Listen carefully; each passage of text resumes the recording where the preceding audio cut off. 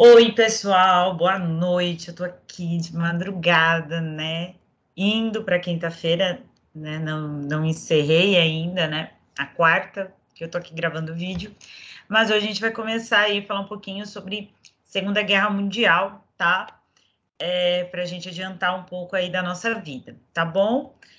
O slide a gente trabalhou em sala de aula, tá? Então a gente vai falar um pouquinho sobre os antecedentes, eu falei na sala, tá? Então vamos entrar agora na Segunda Guerra Mundial. Então, antes de estourar a guerra, antes do estupim da Segunda Guerra, algumas coisas aconteceram para chegar nessa situação, tá? A primeira coisa foi o quê? A Alemanha descumpre o Tratado de Versalhes, né? Porque lembra que a gente retomou isso em sala de aula, tá?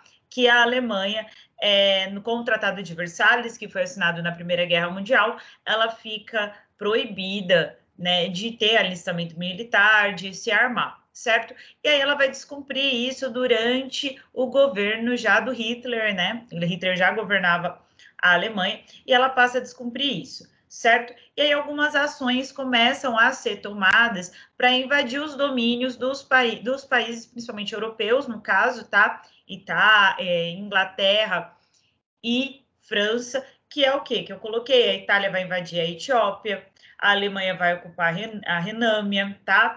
E, ao mesmo tempo, a gente começa a ter a Guerra Civil Espanhola. A Guerra Civil Espanhola, né, aonde vai ser o grande berço do franquismo, né? Ela é fundamental para começar a Segunda Guerra Mundial, por quê? Porque é ali que a Alemanha e Itália, né, vão fazer o seu treinamento, tá? Para a guerra, né? Eles começam a usar, testar as armas deles, testar o exército deles, né?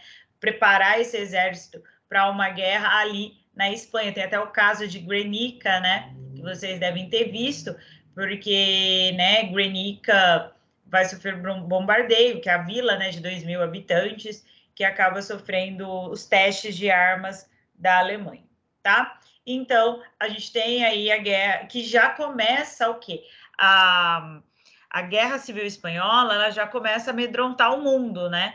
Porque até então, Inglaterra e França, eles, assim, estavam tentando negociar, né, com a Alemanha, mas eles não davam tanta importância, assim, para o nazismo e para o fascismo que estava acontecendo na Alemanha e na Itália. Eles achavam que o socialismo soviético era um mal maior, era um perigo maior do que o nazismo e o fascismo, tá? Aí, quando a gente tem esses países testando armas durante a Guerra Civil Espanhola, aí o pisca-alerta vai acender, tá bom? Até então, a Alemanha e a França estavam neutras, certo? E aí, a partir disso, com a Alemanha, né, encerrando aí essa Guerra Civil Espanhola, ela com seu exército treinado, tudo certo, a Alemanha vai começar o seu processo de expansão territorial. Lembrando que, qual é a principal diferença entre nazismo e franquismo? É a teoria do espaço vital, tá? O que é a teoria do espaço vital? Que parte da ideia do arianismo, né, em que os alemães se consideravam tão superiores, né, que eles tinham que conquistar o mundo, eles tinham que dominar o mundo, eles tinham que governar o mundo. Então, a partir dessa ideologia da teoria do espaço vital, em que eu preciso dominar outros povos, outras regiões, por quê? Porque eu sou muito desenvolvido, tá? É que a Alemanha vai dar esse start, vai começar esse processo de expansão territorial. Então, ela, a primeira coisa que ela faz para dar certo, né, esse processo de expansão é se aliar à Itália, e aí a gente tem o primeiro grupo formado, que é o eixo Roma-Berlim, tá? E a Alemanha tinha a ideia do pan-germanismo, tá? Ela tinha essa proposta da união dos povos germânicos, tá? Porque os povos germânicos descendem desse arianismo, então eles iriam dominar o mundo. A Inglaterra, até então, com o apoio da França, estava tentando ali uma via mais pacífica, ela estava tentando não entrar numa guerra, mas a Alemanha vai anexar a Áustria, formando a famosa Anschluss, tá? Que é a unificação da Alemanha com a Áustria, elas viram uma coisa só. Gente, lembrando que Hitler era austríaco, tá? Hitler não era alemão. Então, é o primeiro lugar que ele vai fazer, ele vai dominar o país dele, vai formar uma coisa só, que é Anschluss, tá? Então, eles vão fazer uma negociação. A partir do momento em que a Alemanha passa a dominar a Alemanha passa a dominar a Áustria, né? A Alemanha vai... enfim, a Alemanha e a gente tem a formação da Anschluss, certo? A Inglaterra e a França vão tentar esse processo de pacificação que a gente estava falando, tá? E aí ela faz uma proposta para a Alemanha que é a integração dos Sudetos, porque a Alemanha se interessava, ela queria os Sudetos porque era uma região rica em mineral, tá? Só que os Sudetos era uma região que pertencia à Tchecoslováquia, tá? Então temos um problema aí, certo? Só que a Alemanha, a Inglaterra negocia e a Alemanha vai acabar anexando os Sudetos, mas ela tinha o quê? A proposta de que eu não vou criar um conflito, eu vou parar por aí, eu peguei os Sudetos, eu tenho a Áustria e tá tudo certo, tá? Era esse o argumento. Só que a gente sabe, né? Se desenvolveu a Segunda Guerra, a Alemanha não vai se dar por satisfeita, tá? Então, na Conferência de Munique, é exatamente aí que eles vão decidir essa questão dos Sudetos, né? Em que o Hitler vai ameaçar, né, em continuar esse processo, desde que ele tenha os Sudetos. A Inglaterra e a França acabam cedendo os Sudetos para a Alemanha, só que agora ele vai ameaçar a Polônia também, tá? Só que a Polônia, ela também era uma região de interesse da União Soviética, né? Lembrando que a União Soviética estava, né, a Rússia liderava esse processo de unificação dos povos de origem eslava, tá? O pan-eslavismo, que ele vai formar a União Soviética a partir dessa ideologia, tá bom? E a Polônia era uma região que interessava a União Soviética também. Então, como Hitler passa a ameaçar a Polônia, ela passa a ameaçar também os interesses da União Soviética, tá? Outra coisa também que vai fortalecer a Alemanha nesse contexto é a entrada do Japão. Qual que é o interesse do Japão? Porque agora, com o Hitler, né, com a Alemanha se interessando pela Polônia, ameaçando a União Soviética, o Japão, que ficava na Ásia, ele também se sentia ameaçado por esse processo da formação da União Soviética, tá? Porque a União Soviética poderia entrar em territórios, né, ali na Ásia que interessavam o Japão. Então, o Japão também começa a ficar meio que em alerta, começa a ser ali ver a União Soviética como uma oposição a ele. Aproveitando todo esse balaio de gato, tá? O Japão se une à Itália e à Alemanha nesse processo, exatamente contra os interesses da União Soviética. Então, olha só que complicação, né? Porque a Inglaterra e França, que viam o socialismo soviético como um grande perigo, acaba agora tendo um inimigo em comum com a União Soviética, tá bom? E assim, nada vai deixar a nossa vida mais fácil aqui, tá bom? Por quê? A Alemanha, ela tinha um probleminha ali territorial com a União Soviética, certo? Mas ela tinha inimigos maiores, tá? Que era a Inglaterra e a França. Só que ela fica bem no meio do caminho, né? Ela fica bem no meio, geograficamente, né, localizada. Ela fica no meio da União Soviética, então ela poderia ser atacada pelo Oriente, pela União Soviética, tá? Mas ela também poderia ser atacada pelo Ocidente, pela Inglaterra e pela França. Então, o que ela faz? Vou dominar o Ocidente, né? Mas eu tenho que garantir esse não ataque ao Oriente. Então, antes de estourar a Segunda Guerra Mundial, ela faz o tratado de não agressão com a União Soviética, tá? Coloquei Rússia aí, mas já era União Soviética, tá bom?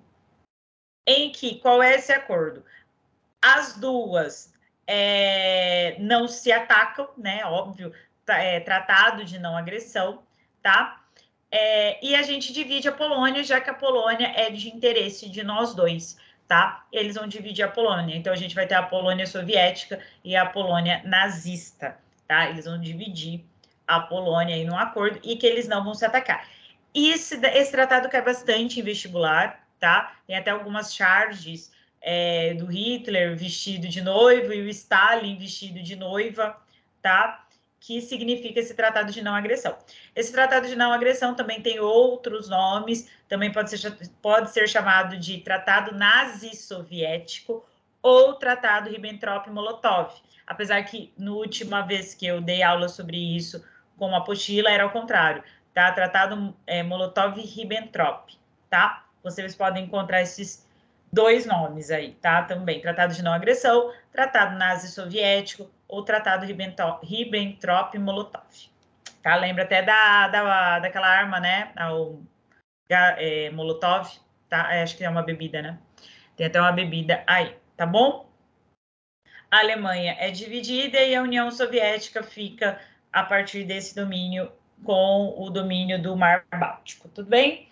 Bom, agora, lembra lá na Conferência de Munique, que a gente acabou de falar, né? A Alemanha tinha se comprometido que se ela pegasse os Sudetos, ela não iria mais invadir nenhuma região, mas aí ela fez esse acordo com a União Soviética, e aí, no dia 1º de setembro de 1939, a Alemanha invade a sua parte da Polônia e dando início aí à Segunda Guerra Mundial. Certo, povo? Então, aí a gente tem a formação dos grupos, tá? A gente vai ter a Inglaterra, a França, os Estados Unidos, que apoiava a Inglaterra e a França, tá?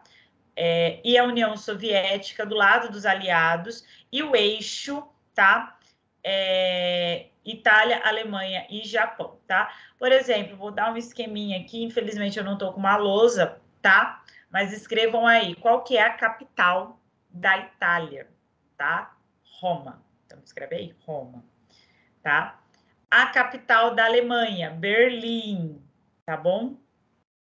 E a capital do Japão, Tóquio. Então, se você pegar as primeiras sílabas dessas palavras, vai fazer o nome Roberto. Tá? Então, sempre para você não se confundir quem é dos aliados, quem é do eixo, sempre lembra da frase, Roberto perdeu o eixo do carro, tá? Roberto, tá? Então, para você lembrar que o Roberto está ali, Itália, Alemanha e Japão, tá bom? Então, o eixo é formado por essa galera aí, tá bom? Formação desses grupos. Então, vamos falar da primeira fase da Segunda Guerra Mundial. A primeira fase da Segunda Guerra Mundial, ela é destacada, tá? Pelo avanço do eixo. Então, é o momento em que o eixo começa se destacando na guerra, tá?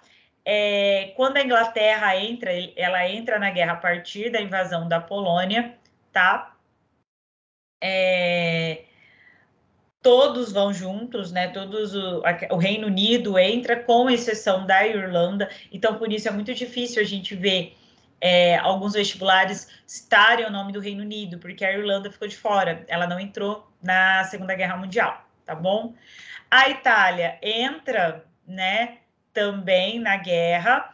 E a Alemanha, ela tem uma estratégia que é fundamental nessa primeira fase para o grande destaque aí do eixo, que é a estratégia chamada Blitzkrieg, tá? A Blitzkrieg é o quê? É a guerra rápida, tá? Então, eles atacavam sem, tipo, nenhum preparo, o país que estava sendo atacado não esperava esse ataque, e ele atacava rapidamente, tá? Sem dar qualquer chance de preparo para os países que estavam atacando. Então, em pouquíssimo tempo, no primeiro ano de guerra, a Alemanha conseguiu invadir a Bélgica, a Noruega, a Dinamarca, a Holanda e entrou na França. Aí, quando ele entra na França, ele consegue dominar o norte da França, ele não domina a França como um todo, mas ele domina o principal lugar da França, que é a capital, que é Paris, tá? Tanto que aí a gente tem essa foto clássica, tá? Do Hitler tirando essa foto, e atrás a gente tem ali a Torre Eiffel, e a Torre Eiffel, ela foi feita durante a Belle Époque, tá? Que foi um movimento antes da Primeira Guerra Mundial até, que era um movimento de grande otimismo, de grande desenvolvimento industrial da França, tá? E ela foi feita em comemoração aos 100 anos da Revolução Francesa, que é um momento de grande liberdade, né, para os franceses, um momento em que eles rompem com a monarquia. Então, ela tem uma importância histórica muito grande para o povo francês. Então, quando ele tira essa foto mostrando, olha só, o que adiantou tudo isso se vocês foram dominados por mim, tá? Ela tem uma simbologia muito grande, tá? Sobre isso, né? Sobre o que ele estava fazendo ali. Então, isso cai bastante aí. Já caiu algumas vezes essa questão, essa foto em questões de vestibular, tá?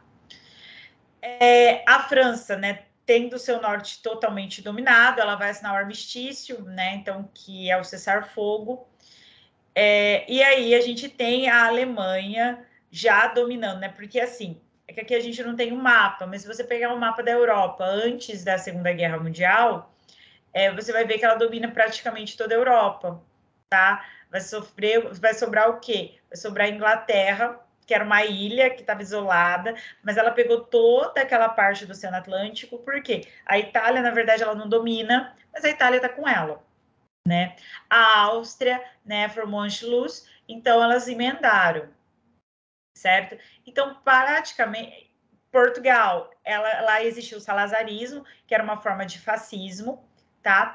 E eu tenho na Espanha o franquismo, que também era uma forma de fascismo. Então, eu não dominei politicamente essas regiões, mas eles têm políticas semelhantes e eles me apoiam na Segunda Guerra Mundial. Então, ela tem praticamente toda a Europa nas mãos dela, tá? E agora, então, se ela dominou o Ocidente, para onde eu vou? Eu vou para o Oriente, tá? E aí, ali ela tinha feito o Tratado de Não Agressão com a União Soviética, tá? E agora ela vai romper esse Tratado de Não Agressão, ou seja, ela vai invadir a União Soviética, tá? Que é a famosa Operação Barbarossa, tá? Lembra do nome do...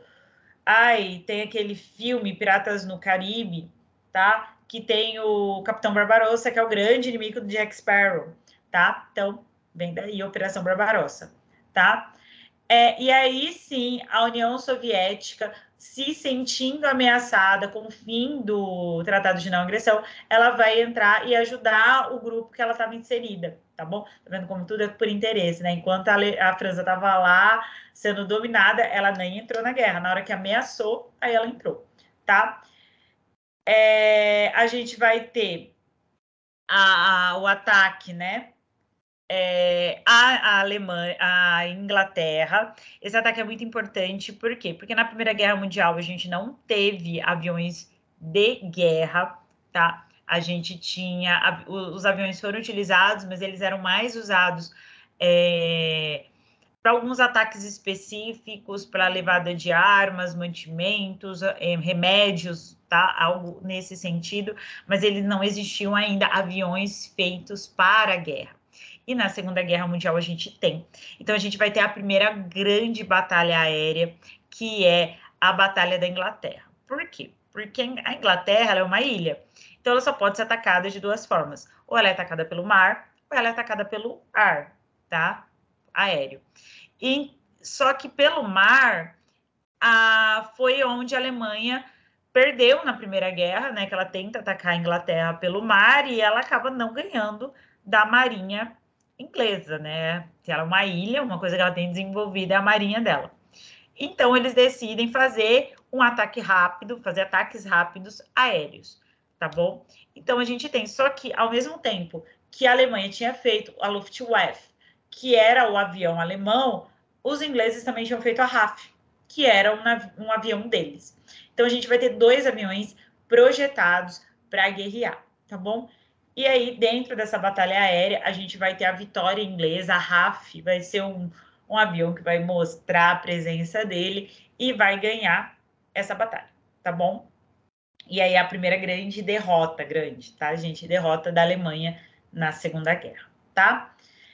Pearl Harbor, o ataque a Pearl Harbor, tá? A gente tem aí um conflito, porque o Japão tá tentando aí esse processo, né? Que ele passou pela Revolução Meiji, né? Então ele já tinha passado por um processo industrial e ele estava tentando dominar os seus mercados.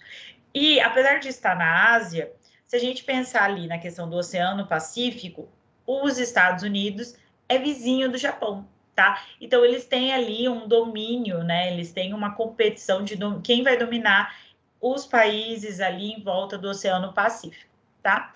Então, como os Estados Unidos apoia e ajudou financeiramente os aliados, tá? O Japão tem um argumento ali plausível para atacar os Estados Unidos, e é isso que ele faz. A primeira coisa que ele faz é atacar Pearl Harbor. O que era Pearl Harbor? Ela era uma base dos Estados Unidos, que ficava, se não me engano, no Havaí, tá? Era uma base militar, tá? Uma base naval. Então, ele pega e taca uma bombinha lá, ó, tá? Em Pearl Harbor.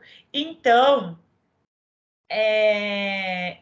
isso vai mexer muito com os Estados Unidos, e os Estados Unidos para de só ajudar financeiramente os aliados dele e entra agora na guerra. Então, essa primeira fase da guerra termina aqui, tá? Então, a gente tem dois fatores muito importantes, que é o ataque a Pearl Harbor, o ataque do Japão aos Estados Unidos, e a gente tem a primeira derrota da Inglaterra, da Alemanha, tá? A primeira derrota da Alemanha e o fim do Tratado de Não Agressão. Então, vamos ver como isso vai repercutir na segunda fase da guerra, tá?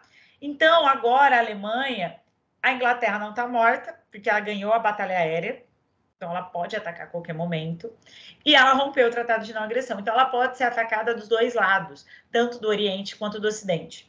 Então, qual é a estratégia do Hitler, tá? Ele divide o exército dele. Ele vai fazer a frente oriental para atacar a União Soviética e ele vai fazer a frente ocidental para atacar a Alemanha, tá? Então, ele vai dividir esse território aí. Só que ele comete o mesmo erro que Napoleão Bonaparte, tá? Então, lá na era napoleônica, né, quando Napoleão Bonaparte ataca a Rússia porque ela descumpriu o bloqueio continental, ele atacou a Rússia no frio, no inverno.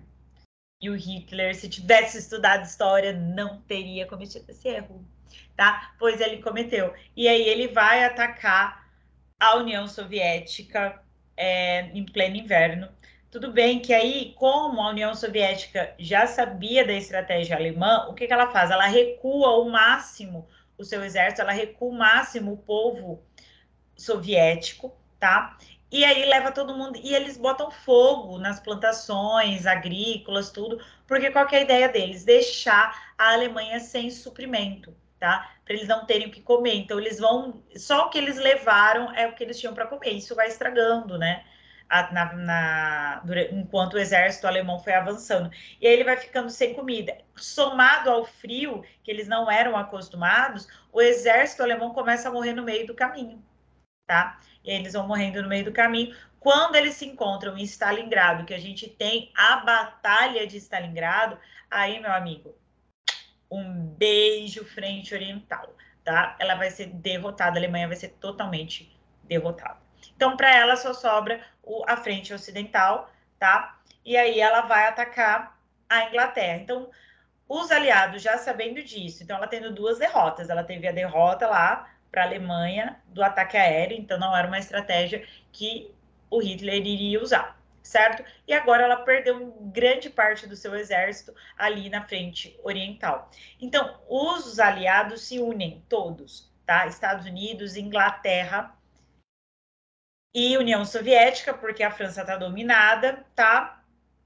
Eles vão fazer o dia D, tá? O famoso dia D, em que todos eles vão atacar a Normandia, tá? Que era onde estava a grande base do exército ocidental, tá? E ali eles massacram, eles vão atacar à noite, eles vão basicamente usar a mesma estratégia que a Alemanha, sem aviso prévio, sem nada, e eles vão e atacam o exército alemão, tá? Na Normandia, e expulsam os alemães da França e recuperam a França a partir desse ataque. Então, aí a Alemanha é derrotada. Ela já tinha perdido, né? Porque os Estados Unidos e a Inglaterra já tinham recuperado a África. Então, quando eles recuperam a África do Norte, né? Eles conseguem recuperar, eles também conseguem recuperar o trânsito ali pelo Mediterrâneo. Então, isso ameaça alguns países que eram fascistas, que é o caso de Portugal e Espanha, tá? Então, mas eles acabam tendo esse controle. Mas aí agora, com o dia D, é o fim da Alemanha, tá? Não tem mais como continuar na guerra. E aí sobrou um outro caso, que é a resposta dos Estados Unidos ao ataque a Pearl Harbor, tá? Então, os Estados Unidos, com o apoio da Inglaterra, vai atacar Hiroshima e Nagasaki, tá bom? É a primeira vez na história que a gente vai ter ataques com bombas nucleares. A bomba nuclear nunca havia sido utilizada, tá? E aí, os Estados Unidos desenvolveu essa bomba nuclear, tá? E primeiro ela ataca Hiroshima. Reza a lenda, tá? Que era para fazer um teste. Aí, assim, não satisfeito com o teste, né, não deu para perceber muito bem o que aconteceu. Ela vai 3 dias depois atacar Nagasaki, tá? Para ver mais de novo aí. Gente, assim, para vocês terem uma noção, tá? Quando eu estava na faculdade, tinha um aplicativo que, para a gente ter uma noção dos estragos que a bomba nuclear pode fazer, tá? Primeiro, que onde ela cai, ela destrói completamente, tá? E os efeitos radioativos da bomba nuclear, nesse aplicativo, né, para eu ter noção, eu taquei em Fernandópolis, né? Que é aqui onde, né, eu conhecia. E essa radioatividade, ela chegava em Santa Fé e ela chegava em Tanabi. Então, assim, para vocês terem uma noção da distância que pega essa radioatividade dessa bomba nuclear, tá? Então, assim, o estrago foi bem grande. Até a terceira geração de Hiroshima e Nagasaki tiveram câncer, né? Que foram afetados pela radioatividade da bomba nuclear, ou seja, eles nem estavam lá, mas que eles foram afetados por essa radioatividade, tá? Tiveram câncer. Então, o estrago foi bem grande, tanto que hoje, até hoje é proibido, né? Testes com bombas nucleares, tá? A partir desse bombardeio, o Japão foi massacrado e aí a gente tem a vitória dos aliados, tá? Então vamos falar do fim da guerra. Com o fim da guerra é decretado o fim do nazifascismo, tá? Então, por exemplo, até hoje para a Alemanha, Itália, falar sobre isso é considerado uma verdadeira vergonha, tá? Os países que participaram da guerra acabaram ficando endividados, tá? E aí a gente só tem 2 países que eles não participaram ativamente de todo o processo da guerra, que é os Estados Unidos, que ele entra após o ataque a Pearl Harbor, tá? E a gente tem a União Soviética, que entra após o fim do Tratado de Não Agressão, tá bom? Então a gente tem esses 2 países que eles não participaram ativamente de toda a guerra, tá? E eles vão ter condições de reestruturar toda a economia, que é Estados Unidos e União Soviética. E aí a gente tem um problema, porque eles são sistemas econômicos totalmente diferentes e sistemas econômicos opostos, tá? Que a gente vai ter os Estados Unidos, né, que era capitalista, a União Soviética, que era socialista, e isso dá início à Guerra Fria, tá bom? Outras questões que a gente tem que falar sobre a Segunda Guerra Mundial é a quantidade de mortos que a gente vai ter nessa primeira, tá? Ela foi muito maior que a Primeira Guerra Mundial, essa Segunda Guerra Mundial, e a gente, assim, não tem exatos números, tá? Sobre ela, porque principalmente por causa do Holocausto, né, que foi o massacre aos judeus, a perseguição. Quando a Alemanha percebe que não tem como ganhar a guerra, o que eles fazem?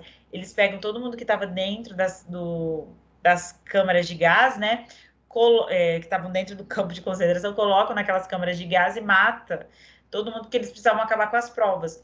E aí eles botam fogo, queimam essas provas exatamente para não ter nenhum tipo de sanção após, agora já que eles ficaram derrotados, tá? Então a gente não tem números exatos de mortos na Segunda Guerra Mundial, o que estima-se que seja entre 37 a 50 milhões de pessoas que morreram durante a Segunda Guerra Mundial. Só de judeus, a gente sabe assim, que foi mais ou menos entre 5 a 6 mil judeus mortos aí, tá bom? E aí a gente vai ter o início da Guerra Fria, essa divisão ali entre Oriente socialista, Ocidente capitalista, e a gente tem um grande marco que vai ser a Cortina de Ferro, que tem como símbolo o Muro de Berlim, tá bom? Alguns tratados assinados durante o final ali da Segunda Guerra, né, para colocar fim a essa Segunda Guerra, a Conferência de Yalta, que vai dividir o mundo em zonas de influência, Oriente socialista, Ocidente capitalista, a Conferência de São Francisco, né, que vai Agora, a industrialização do Japão vai ser subsidiada, vai ser vigiada, né? Não sei se eu poderia usar esse termo, mas vai ser controlada pelos Estados Unidos, acho que é um termo melhor. Bom, aí os Estados Unidos vai começar a investir no Japão, tá? Por causa, né, no Japão ele se reerguendo. A Conferência de Potsdam, que aí a gente tem a construção do Muro de Berlim, que vai dividir a própria Alemanha, né? Na verdade, a Alemanha vai ser dividida em 4 áreas, tá? Ela vai ser dividida entre os países vencedores da guerra, então vai ser dividida França, Estados Unidos, Inglaterra e União Soviética. E aí, conforme a gente tem o desenvolvimento da Guerra Fria, é que de fato vai ter a construção do Muro de Berlim, tá? Então, o Muro de Berlim, não acabou a guerra, vai ser construído o Muro de Berlim em 1946. Não, vai passar um tempo ali, depois é que ele vai ser construído, tá? Porque a gente tem França e Inglaterra dependendo da sua reestruturação dos Estados Unidos, então a parte delas acaba ficando ali para o pessoal capitalista, tá? E o Tribunal de Nuremberg, que vai ser um tribunal de exceção, tá? Considerado um tribunal de exceção, que ele vai julgar somente os crimes nazistas, os crimes cometidos nos campos de concentração, tá bom? Aqui a gente tem algumas fotinhas, tá? Sobre, principalmente dos campos de concentração, que aconteceram ali na Segunda Guerra Mundial, né? Do Holocausto. E é isso, pessoal, tá? Então, respondam as perguntinhas lá e a gente se vê depois, tá bom? Qualquer dúvida a gente tira na aula. Beijo.